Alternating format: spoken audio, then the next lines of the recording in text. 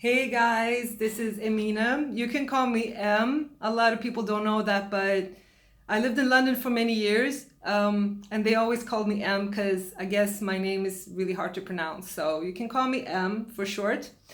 On this video, we're going to talk about the eighth house and its remedies, and I'm super excited about it because I think I'm going to give you some really valuable stuff that you can put into practice straight away and see some like real tangible results in your life.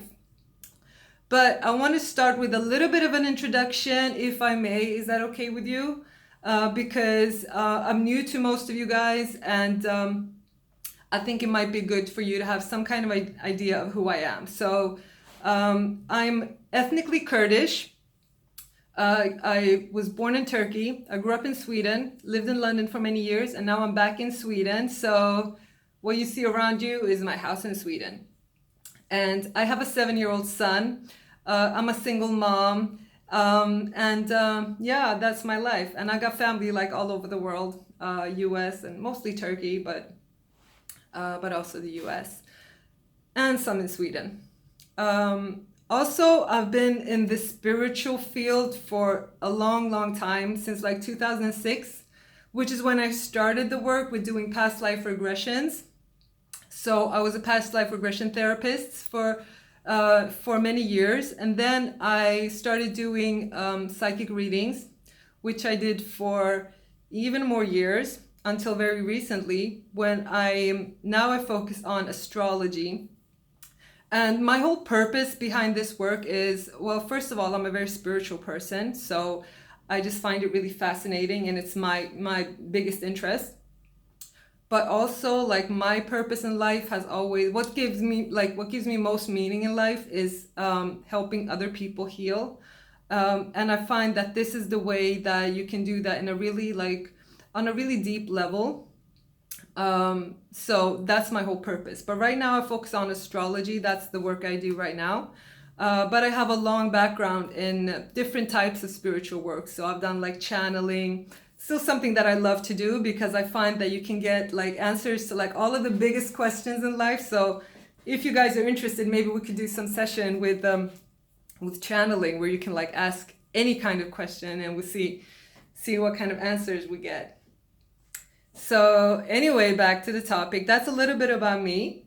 I live and work in Sweden, and the type of work that I do, I have to tell you about this because there was somebody reacted on the last video, and they were like, "What is she talking about? Like, this don't make sense and whatever." Here's the thing.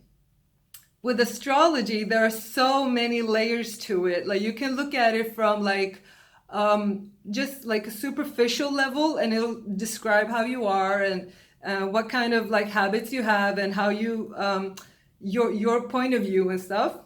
But you can also go even deeper, which is, I mean, for me, that's the most important thing, because when I realized that you can dig deeper and find like, you can find within astrology, you can get like the remedies, you can get like answers to like some of life's deepest questions through astrology. Like, you have a blueprint literally for how life supports you. When I figured this out, it's like it changed the whole perspective for me, and it's the reason why I got into astrology, because I think that with this perspective you can actually see some really tangible results in life. And for me, it's really transformed my life, because before this happened, like before I realized this stuff, I was really struggling. I was at a real low point. I was broke. I was really not happy, and everything just felt like hopeless for me, to be honest. And from my work, I realized that we all have those periods of time. It's always just temporary, but what happened is, when I realized these things about astrology, when I found like the deeper, when I found this perspective and the remedies, I realized that astrology can give us so much.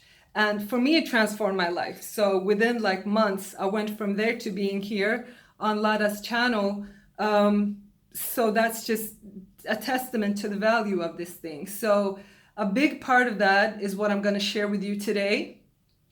There's actually more, but we're going to get into that slowly. But what I'm going to tell you today are some of those secrets that I discovered and that I know can make like a real tangible difference in your life. Because I find that even though astrology is super fascinating to learn about, the value in it is really about what can it do for you. I mean, tangibly, how can it help you improve your life? How can it better your life? How can it make you feel better? How can it transform things? So, with that said, let's get into it. So, with the eighth house, what most of us already know about the eighth house is it's to do with like other people's resources, and it's to do with intimacy, and it's to do with transformations, and it's connected to Scorpio. However, digging into it, I found that there's like so much more. Let's see, I wrote a little note because when I talk, I get really like, I'm really good at like just spontaneously talking if I have someone to sort of bounce off from. But when it comes to like planning what I have to say, it's a bit of a struggle for me. So I did write a little note so I could make sure to cover the stuff that I want to cover. So the lesser known areas about the eighth house is that it's the house of pain and trauma.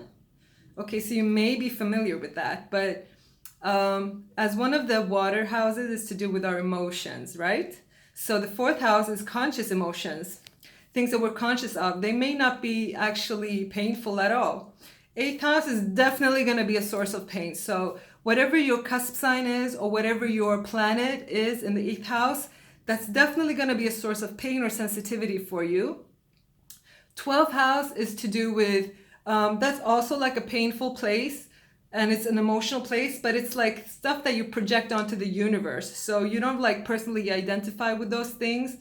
So, but you can sort of get that through the universe or through all that is, you know. But the eighth house is what you project onto other people. So these are areas that we suppress in ourselves and project onto other people, okay? So that's clue number one, and this huge secret. Not a lot of people know that. The thing about the birth chart is that it's not only like, it doesn't just tell you about what your life is likely to be and how you tend to react. It's also about like the life that you create because of what's going on inside of you. So the eighth house shows the deeper emotions that we may be suppressing, because it's connected to like to Scorpio and to Pluto. You know that what you're gonna find in the eighth house is the stuff that to you is the gunk that you don't want to deal with, that is like painful or, you know, associated with shame, stuff that you don't want anything to do with, right? And that's a problem, because if you have whatever your cusp sign is or whatever planet you have there, it's still a like important part of life, you know, for the overall, you know. So we don't really benefit from suppressing stuff. It just might be more comfortable in the short term, but in the long term it can cause a lot of problems. So with the eighth house, I know it doesn't sound very fancy and doesn't sound very exciting, but here's secret number two. The remedy to these things is that because it's stuff that you suppress, the sort of how do I say this? Like the pathway out of it, the liberation from it comes through digging deeper, because you know it's the house of therapy too. So whatever you got going on in your eighth house, it's not something that you can just gloss over. You have to get to the root of it, to the bottom of it, and deal with the emotions there, or it's actually gonna be a point of powerlessness for you.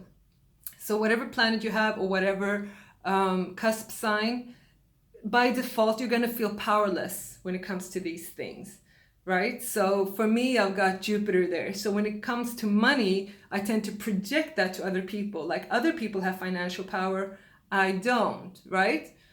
Whereas, so that's just what's going on inside of me, because it's not like an objective truth, but my birth chart shows that to me, that's my default state of mind, right? And I've got my cusp in Aquarius. So I have a sensitivity around like groups of friends and being accepted into a group of friends. And I'm also like super sensitive about social causes. Really, really sensitive about it. Like that could really tick me off. Somebody says something on, like I could get it, I'm that person who's like on Facebook, I can get into the discussion, like, because social equality is hugely important to me, you know? Sometimes I wish it wasn't, because I could just like get on with my life, but I really, really deeply care, you know? And so that's a sensitive point for me, you know? And I feel like there's, or maybe I'm getting ahead of myself because I want to, yeah, let me just move on because I'm going to get to it. So the cusp sign and the planet in your 8th house is going to show areas where you are likely to have a lot of shame, yeah, and a lot of pain, as well as powerlessness. So when it comes to these things, you feel really powerless. What's also not commonly known, but what I've discovered, and this is another secret that I want to share with you, that you'll be like the first people in the world probably who hears this, apart from my clients, because they've heard it from me, is that when it comes to the 8th house, anything there is likely a trauma that you have suppressed to some point. Because as I said, 4th house is conscious emotions, 12th house is completely unconscious emotions, whereas 8th house is like somewhere in the middle, like you remember that something happened, but you sort of suppress the feelings associated with it. Okay, so anything that goes into your 8th house is like associated with all kinds of like uncomfortable feelings that you're probably suppressing. And the remedy for that, as I've said, is to deal with the emotions on a deeper level. So therapy is always a great idea when it comes to that. There's also any kind of transformations in life, any kind of big transformations that you go through, like breakups even, can activate some kind of healing for your 8th house themes. But also in general, when it comes to 8th house themes, you need to get to the core of it. So it doesn't have to be therapy, but it's you sort of have to get to the root, to the bottom of the emotions, and deal with like the stuff that you don't want to look at. And I know this doesn't sound fun, but I'm telling you because I know the value of it. I know it's so valuable and it's so important, and it's going to be it's going to like continue to be a problem until you do these things.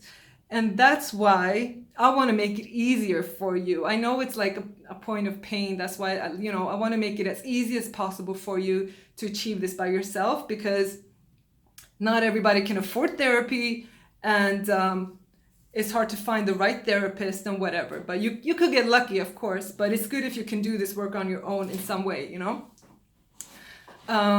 So, for example, and there's so many benefits to the 8th house too. Like, just like it's like a source of powerlessness, it's also potentially a source of huge, intense power. However, usually you can't get that power until you work on those inner issues. So I want to keep that sort of carrot, dangle a carrot in front of you. Like the benefits you can get from dealing with this stuff are immense. Like an area where you felt like you were powerless, you can get like really self-empowered there. So for example, if it's the sun, so it's related to your overall personality and being who you are, you know. It could also be to do with your ambitions, that you have some pain or shame related to your ambitions. And it could also be that you have some trauma related to your personality, to your ambitions, and to who you are as a person, like your being, you know. And if it's moon, then it's to do with emotions and nurturing. And if it's to do with family, so that's a sensitive point, but probably like a lot of suppressed feelings there that would be good to deal with, because moon is to do with all kinds of emotions, and it's to do with like our inner needs and our inner peace. And it's a sensitive thing to have in your 8th house. That's already a sensitive house. So moon, important. You really have to listen to this moon in 8th house, if that's you. If it's Venus, it's to do with love, relationships, and like pleasures and comfort and stuff, and femininity. So there might be shame associated with that, or some kind of trauma and pain, like uncomfortable feelings related to that might be unknown, unconscious to you. Mars, it's to do with your masculinity if you're a man, or like your assertiveness and passion. Could also be with competitiveness and stuff like that, and violence even, a conflict, you know. If it's your Jupiter, then it's finances and it's optimism. So if it's Jupiter, your default position might be that it's really hard for you to just feel optimistic and feel like growth is possible for you. So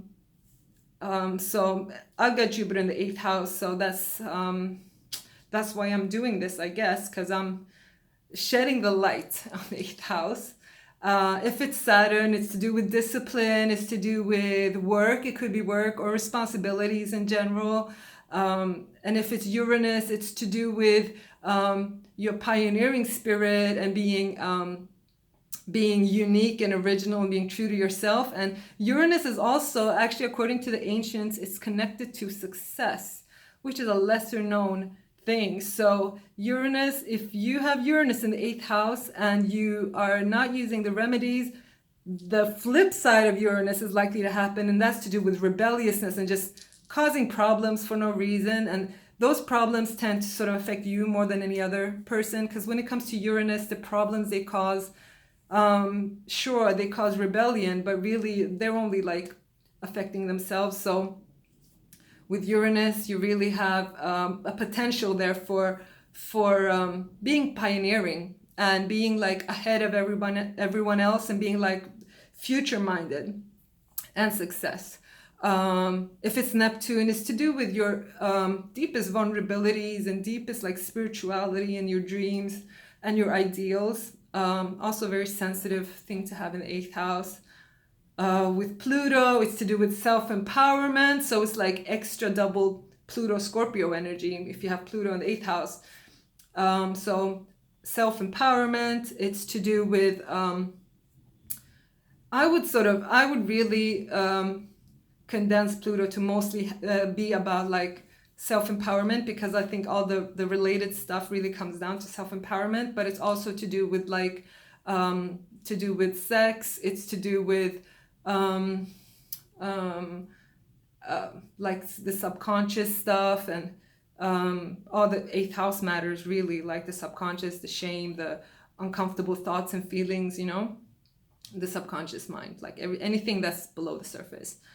And then for every cusp sign, you got the related stuff. So I'm not going to get into every sign because I've got a surprise for you at the end. But for the signs, it's like whatever cusp sign you have, that's going to tell you a little bit about a sensitive area for you and where you may have experienced some kind of like pain point. But it's also a source of potential power for you. So if you do the remedies, you're going to see that you'll feel really empowered when it comes to these things. So for example, Cancer, it could be related to like nurturing and mothering and like family in general. If it's to do with if it's Gemini, it could be like communication and your thoughts. It could be to do with like duality in general. If it's Taurus, it's sort of Venus stuff. So relationships and comfort and being able to be comfortable and having friends and pleasure in life, and also like security, financial security. So all of them have like are related in some way, whether it's a cusp sign or a planet. It's related to like a source of pain or a source of actual trauma. Now, I don't want to put words in your mouth, but it's very, very common that we have some kind of experience related to this that has caused trauma, but where we have suppressed the feelings. So we might not see it as something that's been traumatic, but it's something that's left us with a sense of pain and shame related to the subject. So for me, with Jupiter in 8th house, I suffered financial abuse. So when it comes to like that kind of stuff, I project that onto other people, like financial self-empowerment. That's what other people can have. I can't have that, okay? So knowing these remedies, it transformed my life, you know? Because you can't change your natal chart, but you can understand it. And once you understand the remedies, that's when you can really get the self-empowerment and take the power back. Because when it comes to, this is another secret, it's a Pluto secret, Pluto remedy secret. It's where we feel that, this is where we feel powerless. But if we take charge of it, if we look at the gunk, if we look at the subconscious feelings and the uncomfortable bits, and if we work on that like consciously, then we can take that power back and it turns into self-empowerment. With that said, I have because I find that the 8th house is so is sort of key to healing. It's such a painful and sensitive place, and it can cause us so much problems. So what I've done is I made a workbook, manual kind of thing, a book on the 8th house, which deals with like very, very clearly and easily, it sort of lists all the lesser known areas of the 8th house, like everything that is unknown. I made sure to put that in there because there's so much about the 8th house that people don't know. So I'll put all of that in there and set it up in charts by cusp sign and by planet, and have like it's really easy to follow because I have ADHD, so I want it to be like quick and easy to understand. And I got Mercury in Aries, so I just want to get straight to the point and make it easy for you. So it's got all the lesser known secrets of the 8th house, but it's also got like because the knowledge in itself isn't really useful unless you sort of apply it to your life. So it's also got like exercises to help you to identify how this is relevant for you. So with every like part of it, and with every section, it comes with exercises that you can do. It's like questions and answers and stuff that you can go through and apply it in your own life. And as a bonus, I included the remedies. Now, if you learn the remedies, you're going to see that it's similar across board. So it's similar regardless of what planet or cusp sign is in there. So it doesn't really matter what planet or cusp sign. What it deals with is basically that this is the area you need to work on in terms of like your feelings, your deeper emotions. And I want to share another huge secret with you. When it comes to the 8th house, because it's stuff that we feel ashamed of usually. Of course, can be a bit different for everybody, but usually by default, we have a lot of shame attached to these things. And when it comes to shame, I found this, what astrology taught me, like just studying astrology, it just like became clear to me. Is why we feel powerless in these areas is because we're not facing these issues because it's stuff that we feel ashamed about. So we're not even like approaching these things, like we just avoid them, okay? But once you do actually look at these areas, you approach them and work on your shame, okay? So if we can work on the shame related to these things, sometimes it could be as simple as just like acknowledging that something has happened or we have certain feelings, and then deciding not to feel ashamed of it. It could be that simple for a lot of people. So the manual will sort of, it will help you identify points of shame. And once you deal with the shame, the self-empowerment sort of comes by itself. Because the only way people can really hold us back, or where we can hold us back, is when we feel ashamed. And as you may know, like shame is one of the lowest emotions. So it's strong enough to hold us back from like whatever we want to achieve, any kind of happiness we want to achieve. If we got shame holding us back, that can really anchor us down, like hold us down. So anyway, so with this manual, my clients loved it, but especially for Lada's audience, I've included these exercises and the remedies. And what I wish for you all is that apply them in your own life and let me know if you get any results, and let me know what happens. Let me know how things are different and what kind of results you're getting in life. The value of the book, the manual, is $39. However, for you guys, because I think it's so important. I mean, this is something that I feel is not really something that is a luxury. It's something that's actually really, really necessary for us. So we decided, in agreement with Lara, we decided to offer it for only $9, which is like the equivalent of, like, the value of it is equivalent to like a couple of sessions in therapy, like easily a couple of sessions in therapy, because that's the result I want to achieve with this, that it's actually supposed to be an aid in your healing. So for you guys, we're offering it for $9. I'm gonna ask Lara to put down a link so you can go straight to it. But as I said, like, if you get no results, if you apply these things and you don't see any results, then just ask for a refund, because this is not supposed to be something that's just like a fun or interesting thing to do. You know, it's supposed to actually help you get tangible results. So, and for this price, I think, you know, we can't all afford therapy, but we can, but I think $9 is the best we can do to make it available for anybody who actually needs this help. I know I do. I really needed this, and that's why I wanted to share it, because I think it's,